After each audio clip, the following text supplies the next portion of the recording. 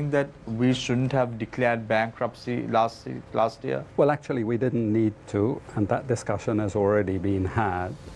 We know that bilaterals did make offers to the Sri Lankan government, and for some unknown reason, these offers weren't accepted. Now, actually, those submissions are with the Supreme Court, so I don't actually have to repeat them now. So we know that that was not necessary. I don't know why the decisions were taken as they were taken, but we know that we didn't have to declare bankruptcy.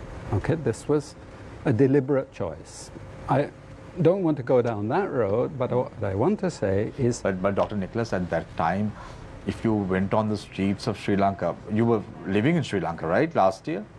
So if you went on the streets of Sri Lanka, you'd have seen long queues, electricity being disconnected for 13 hours. And then you are saying that we shouldn't declare bankruptcy, but go... There was the governor at that time, it was Ajit Nivat Kabral, this governor of the central bank. He could have bailed us out, come as a phoenix rising from the ashes, and here we are. Sri Lanka is now debt-free. That would have happened. It didn't happen.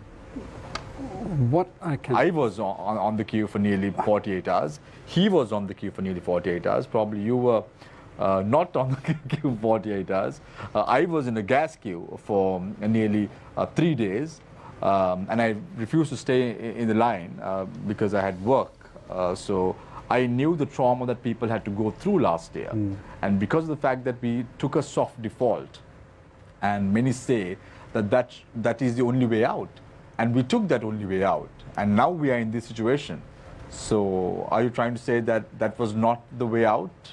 Absolutely. And it's, you know, people come and say to me, look, we're in this mess, should we go to the IMF? Well, if you're in a mess and you close all other doors, then you have to go to the IMF. But what I've repeated for 35 years in Sri Lanka, learning from President Premadasa, we have had a choice in the past. We have the possibility of an aggressive export-oriented industrialization strategy. That did work, and it did work really well, and it has worked in all the successful countries in the world.